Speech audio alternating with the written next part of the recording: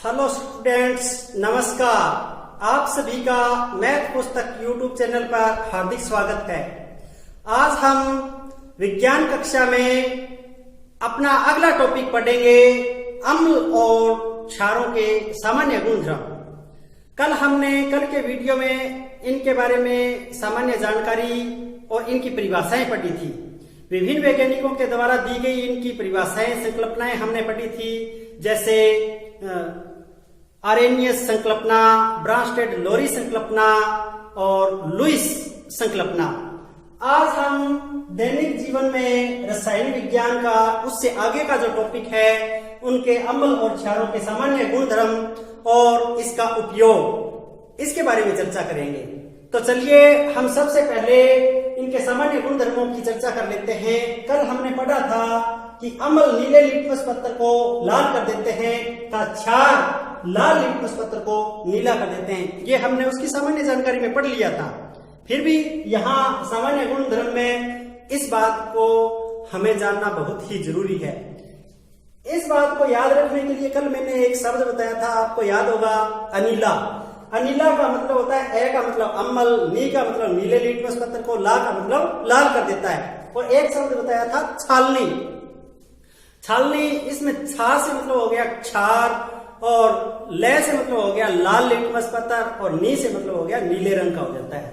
यानी ये जो अम्ल है वो नीले लिटमस पत्थर को तो लाल कर देते हैं और क्षार है वो लाल लिटमस पत्थर को नीला कर देते हैं। ये इनके सामान्य गुणधर्म की पहली बात हमें अच्छी तरह से याद होनी जरूरी है। इसके बाद में हम इसके दूसरे गुणधर्म की चर्चा करते हैं। तो दूसरे गुणधर्म में क्या है कि अम्ल धातु के साथ क्रिया करके हाइड्रोजन गैस देते हैं। अम्ल धातु के साथ क्रिया करके हाइड्रोजन गैस देते हैं। ये बोर्ड परीक्षा में 1 नंबर का क्वेश्चन आया हुआ है, पूछा हुआ है। प्रश्न ये पूछा गया था कि अम्ल धातु के साथ क्रिया करके कौन सी गैस देते हैं, तो उसका जवाब था हाइड्रोजन गैस। यहां अम्लों के बारे में तो हमने चर्चा की, जैसे मैंने आपको बताया, हाइड्रोक्लोरिक अम्ल HCl, सल्फ्यूरिक अम्ल H2SO4, नाइट्रिक अम्ल HNO3, एसिटिक अम्ल CH3COOH। इस तरह से कई अम्लों का मैंने आपके आगे जिक्र किया। यहाँ धातु के बारे में और जान लेते हैं। आवर्त सारणी वाला पाठ पढ़ेंगे, उसमें धातु और अधातु उपधातुओं के बारे में हम पढ़ेंगे। तो आवर्त सारणी में बाईं ओर ज्यादा जो दी हुई है वो तो है धातुएं, ग्रीन कलर में दी हुई होंगी, और येलो कलर में थोड़ी सी दाईं साइड में दी हैं वो है अधातुएं, और इन दोनों को एक सीढ़ी नुमा आकृति से डिवाइड किया हुआ है, वो है उपधातुएं। तो वहां अपने इस प्रकृति में सबसे ज्यादा धातुएं हैं, और उन धातुओं में से कुछ धातुओं के नाम मैं आपके साथ शेयर करना चाहूंगा। आप लोग धातुओं के बारे में जानते ही होंगे। वैसे आपको बोल दिया जाए कि 5 धातुओं के नाम बताइए, तो क्या आप 5 धातुओं के नाम आसानी से बता सकते हैं? अगर नहीं बता सकते तो इसका मतलब आप विज्ञान की जानकारी कम रखते हैं।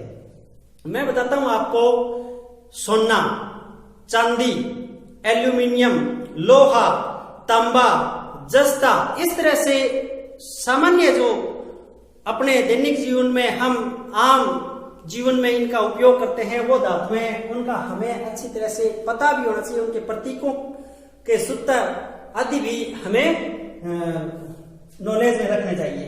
तो यहां मैं बता देता हूं कि अम्ल की जब धातुओं के साथ हम क्रिया करवाएंगे तो वो लवण और हाइड्रोजन गैस देंगे।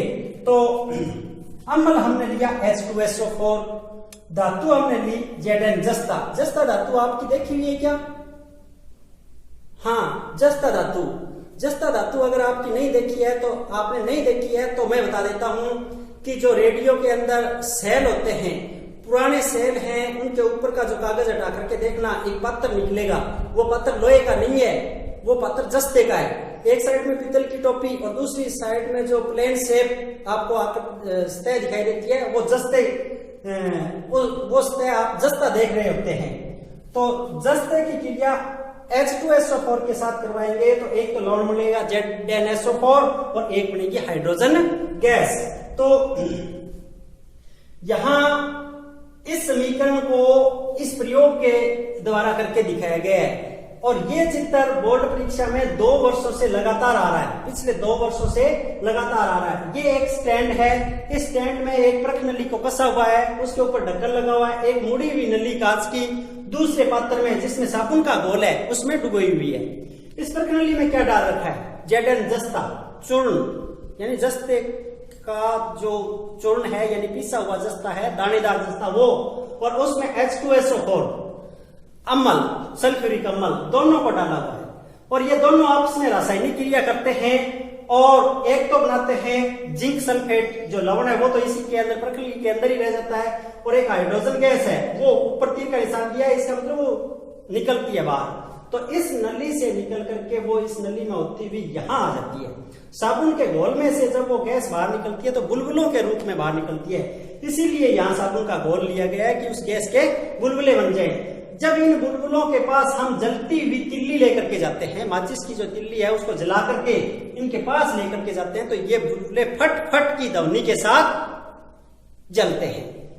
तो यहाँ ये हाइड्रोजन गैस की एक पहचान भी हो गई। जब हाइड्रोजन गैस के पास हम जलती हुई तिल्ली लेकर के जाएंगे तो वो फट फट की ध्वनि के साथ जलेगी। एक परीक्षा में ये पूछ लिया था, पेपर सेटर ने ये जानने की कोशिश की कि विद्यार्थी प्रैक्टिकल के बारे में कुछ जानते हैं या नहीं। तो उसने ये प्रश्न दिया कि किसी गैस के पास हम जब जलती हुई तिल्ली लेकर के जाते हैं तो वो फट फट की ध्वनि के साथ जलती है, बताइए वो गैस कौन सी है? तो वो गैस आप भी बता सकते हैं कौन सी है? हाइड्रोजन। बेझिझक बता देना। जलती हुई तिल्ली लेकर के जाएंगे और फट फट की ध्वनि के साथ जो गैस जलेगी वो गैस होगी हाइड्रोजन।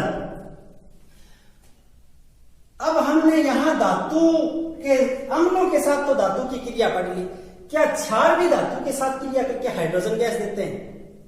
इसका जवाब क्या होगा? क्षार भी धातु के साथ क्रिया करके हाइड्रोजन गैस देते हैं, लेकिन सभी धातुओं के साथ नहीं। यहां क्षारों की बात हम और कर लेते हैं, तो क्षार भी इस अम्ल की जगह लिख देंगे, क्षार भी धातु के साथ क्रिया करके हाइड्रोजन गैस देते हैं।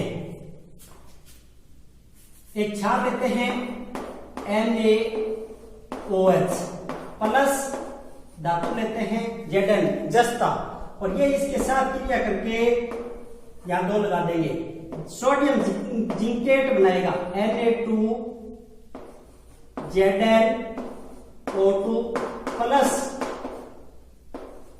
Hydrogen gas. ये जो लवण बना है इसका नाम है सोडियम जिंकेट, आप लिख लो सोडियम जिंकेट। ये भी प्रश्न पूछा गया था, परीक्षा में प्रश्न दिया गया था कि NaOH प्लस Zn, तीर का निशान यहां A और यहां पर B, और A और B की पूर्ति कीजिए। तो A की जगह लिखना था सोडियम जिंकेट और B की जगह हाइड्रोजन गैस। तो ये एक लवण है और ये हाइड्रोजन गैस है। तो क्षार भी धातुओं के साथ क्रिया करके हाइड्रोजन गैस देते हैं, लेकिन सभी धातुओं के साथ नहीं। कोई सी धातु जैसे जस्ता है, ऐसे कोई सी धातु के साथ ये क्रिया करके हाइड्रोजन गैस देते हैं, सभी धातुओं के साथ ऐसा नहीं होता है क्षारों में। लेकिन अम्लों में सभी धातुओं के साथ ये क्रिया करके हाइड्रोजन गैस देते हैं। ये बात हमें यहाँ ध्यान रखनी है। यहां हमने पहला सामान्य गुणधर्म पढ़ लिया, दूसरा सामान्य गुणधर्म पढ़ लिया, दूसरे सामान्य गुणधर्म में हमने ये चित्र भी प्रयोग करके भी सीख लिया। चलिए अब हम तीसरा सामान्य गुणधर्म पढ़ते हैं।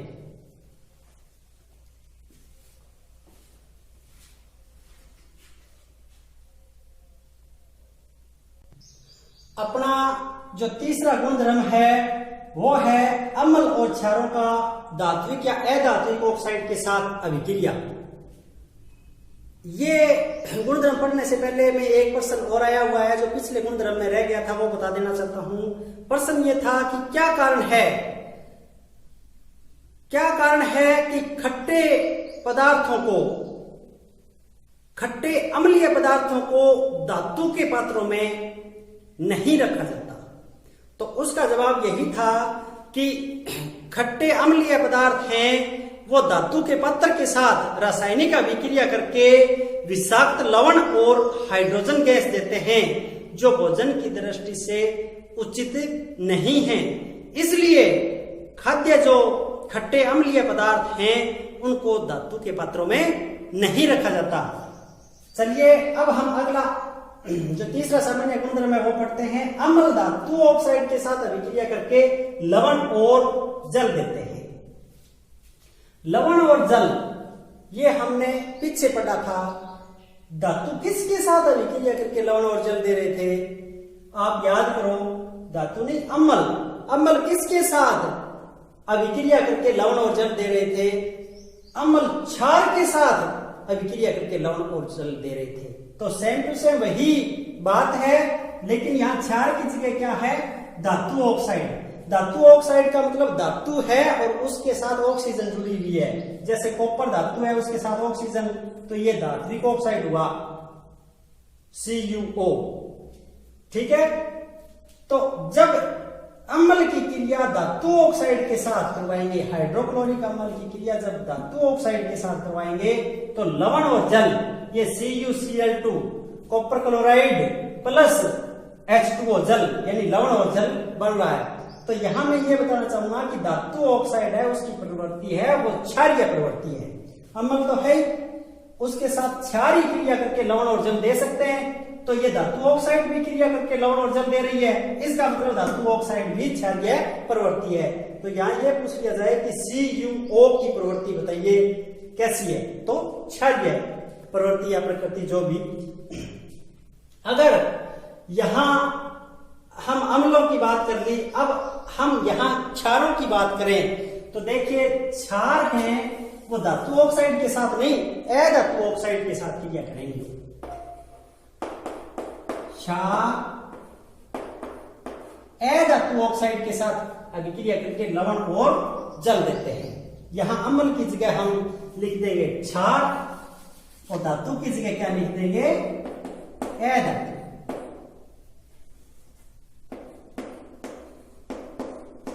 अधात्विक ऑक्साइड, अधातु ऑक्साइड, कुछ भी लिखा हो एक ही बात है।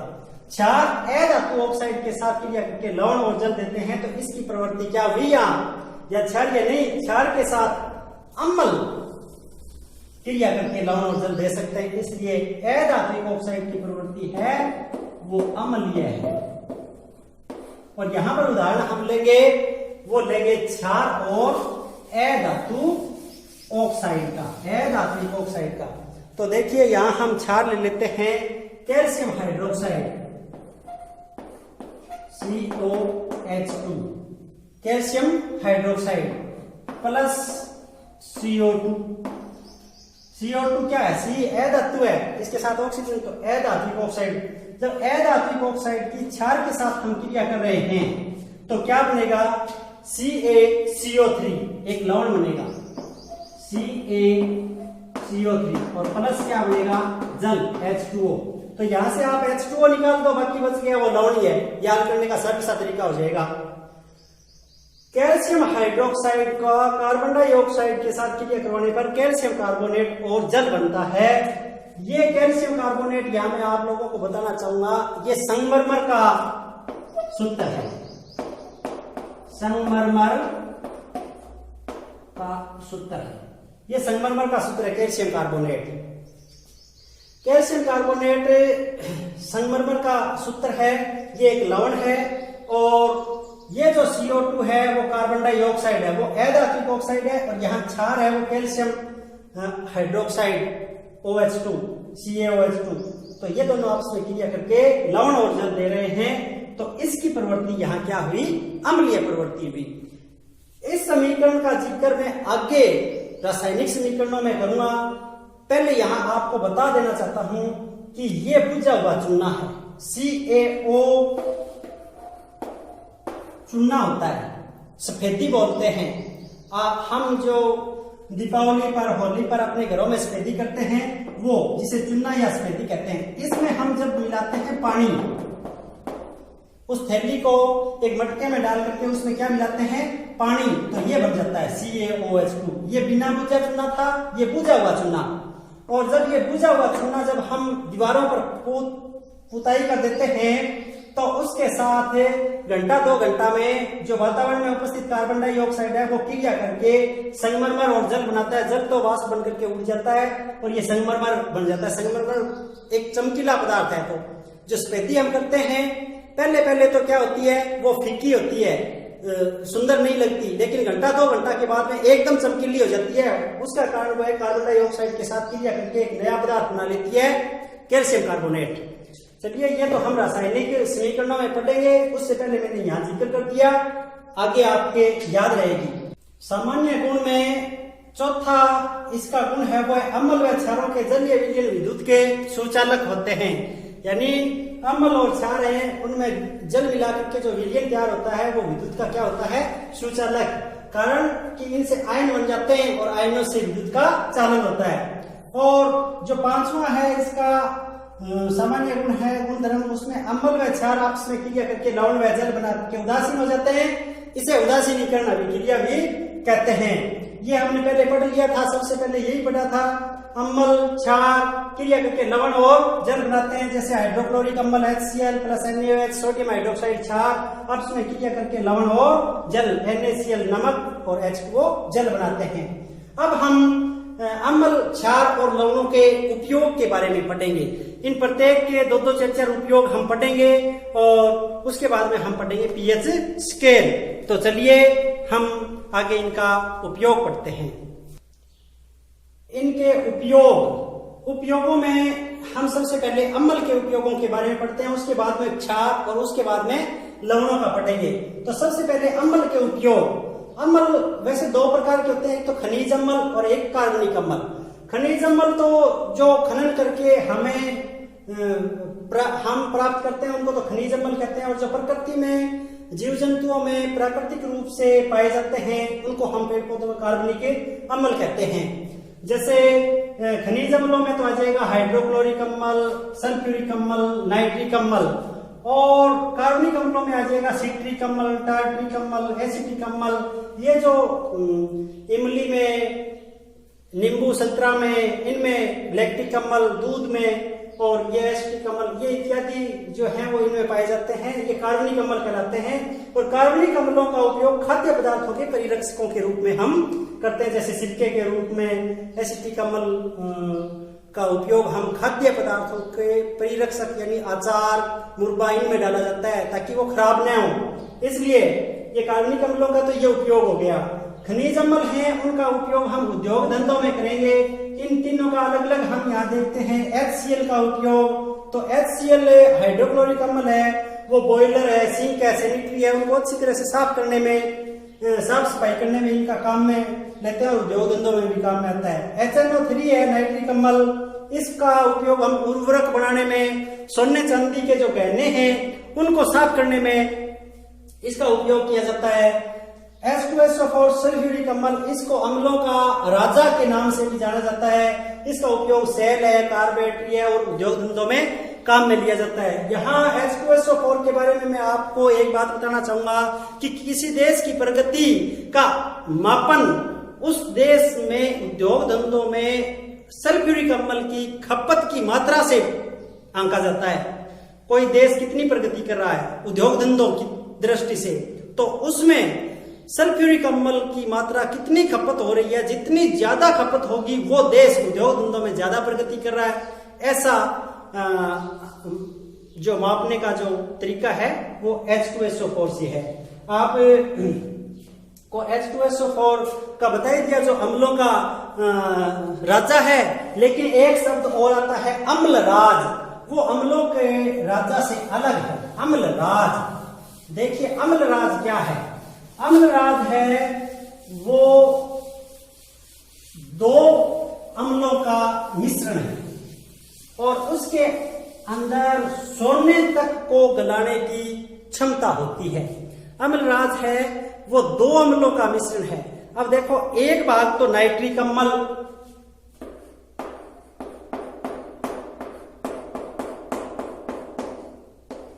प्लस 3 भाग हाइड्रोक्लोरिक अम्ल। इनको आपस में मिलाने से जो मिश्रण हमें प्राप्त होता है जो विलयन हमें प्राप्त होता है उसको हम कहते हैं अम्लराज। क्या कहते हैं? अम्लराज, एक्वारेजिया। और इस यौगिक में सोने तक को गलाने की क्षमता होती है। तो ये एक बहुत ही महत्वपूर्ण यौगिक है। पूछा जाता है परीक्षा में अम्लराज किसे कहते हैं, तो आप H2SO4 मत लिख देना। क्यों? क्योंकि वो तो है अम्लों का राजा और ये है अम्लराज। अम्लराज को एक्वारेजिया के नाम से भी जाना जाता है। और अम्लराज है वो एक भाग नाइट्रिक अम्ल, 3 भाग हाइड्रोक्लोरिक के मिलने से बनता है, जिसके अंदर सोने तक को गलाने की क्षमता होती है। तो चलिए अब हम आगे क्षारों का उपयोग पढ़ते हैं। अब हम क्षारों का उपयोग पढ़ते हैं। यहाँ 2-3 क्षारों के उपयोग दिए गए हैं। वैसे तो क्षारों के बहुत सारे उपयोग हैं, फिर भी हम जब नोट्स बनाते हैं तो कम से कम 2-3 जो क्षार है उनके उपयोग हमें लिखने चाहिए। सबसे पहले हमने सोडियम हाइड्रोक्साइड NaOH का उपयोग साबुन है, अपमार्जक, कागज उद्योग, वस्त्र उद्योग, इनमें किया जाता है। जो साबुन बनती है अपने सर्फ सोडा है, ये जो बनते हैं कागज उद्योग में भी और वस्त्र उद्योगों में भी, इनमें सोडियम हाइड्रोक्साइड का उपयोग किया जाता है, NaOH का। कैल्शियम हाइड्रोक्साइड का उपयोग मिट्टी की अम्लता दूर करने में। हमने पीछे पढ़ा था अम्लीय वर्षा। अम्लीय वर्षा के कारण क्या होता है कि वातावरण में मौजूद प्रदूषक जैसे सल्फर डाइऑक्साइड है, ट्राइऑक्साइड है या अन्य कार्बन डाइऑक्साइड है, मोनोऑक्साइड है, वो क्या है जल के साथ मिलकर के, वर्षा जल के साथ मिलकर के अम्लों का निर्माण कर लेते हैं और अम्ल की बूंदों के रूप में धरती पर वर्षा करते हैं। और ऐसी वर्षा को हम अम्लीय वर्षा कहते हैं, और जिससे ये जो मिट्टी है उसकी अम्लता बढ़ जाती है और फसलें खराब होती हैं, जीव जंतु, यहाँ तक कि पूरा पारिस्थितिक तंत्र ही खराब होता है। तो उसको दूर करने के लिए ये एक क्षार है कैल्शियम हाइड्रोक्साइड, इसका उपयोग किया जाता है, जिससे मिट्टी की जो अम्लता है वो दूर हो जाती है, यानी उदासीन हो जाते हैं। और ये सफेदी का भी एक घटक है, मैंने पीछे बताया था CaOH2 कैल्शियम हाइड्रोक्साइड है, वो बुझा हुआ चूना के नाम से भी जानते हैं। ये सफेदी हम जो दीवारों पर पुताई करते हैं, और ये जो कीटनाशक जहर छिड़कते हैं ना, उसमें भी ये होता है। और मैग्नीशियम हाइड्रोक्साइड MgOH2 को मिल्क ऑफ मैग्नीशिया भी कहा जाता है। बोर्ड परीक्षा में एक प्रश्न पूछा गया था, मिल्क ऑफ मैग्नीशिया किसे कहते हैं? Milk of magnesia MgOH2, magnesium hydroxide, यानी मैग्नीशिया का दूध के नाम से भी ये जाना जाता है। और इसका उपयोग पेट की जो अम्लता है उसको दूर करने में किया जाता है। अपने जो पेट में यानी आमाशय में जठर रस में हाइड्रोक्लोरिक अम्ल की मात्रा अगर बढ़ जाती है, जिससे हमें खट्टी, डकार, जलन ये ऐसा महसूस होता है, और उसको दूर करने के लिए उसमें एक दुर्बल क्षारक मैग्नीशियम हाइड्रोक्साइड है, वो उससे बनी हुई दवा हम लेते हैं, तो आपस में वो क्रिया करके अम्ल और क्षार अपने गुण खो बैठते हैं, यानी लवण और जल बनता है और अपने आराम महसूस करते हैं। और पेट की कब्ज दूर करने में भी इसका उपयोग किया जाता है। अम्लों और क्षारों के उपयोग के बाद में हम लवणों का उपयोग पढ़ेंगे। चलिए हम लवणों का उपयोग पढ़ लेते हैं। लवणों के उपयोग में कैल्शियम कार्बोनेट का उपयोग संगमरमर के रूप में फर्श बनाने में, ये जो हम घरों में फर्श बनाते हैं उसमें संगमरमर लगाते हैं, वो कैल्शियम कार्बोनेट होता है। और सीमेंट बनाने में भी ये कैल्शियम कार्बोनेट काम में आता है, ये एक लवण है। AgNO3 silver nitrate, silver nitrate लवण का उपयोग फोटोग्राफी में किया जाता है। जो स्टूडियो होते हैं, फोटो बनाते हैं, उनमें ये सिल्वर नाइट्रेट काम में आता है। और अमोनियम नाइट्रेट NH4NO3, इसका उपयोग उर्वरक, खाद जो होते हैं ना अपने खेतों में उर्वरक डालते हैं उनमें तथा विस्फोटक बनाने में, विस्फोटक सामग्री होती है ना, उसमें अमोनियम नाइट्रेट होता है।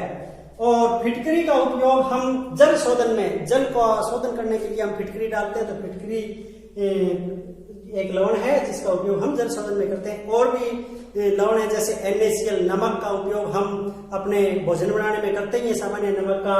और सोडियम हाइड्रोजन कार्बोनेट NaHCO3, इसका उपयोग हम सोडियम हाइड्रोजन कार्बोनेट, इसका हम खाना बनाने में जैसे मीठे सोडे के रूप में, इसका नाम मीठा सोडा बेकिंग पाउडर, ठीक है।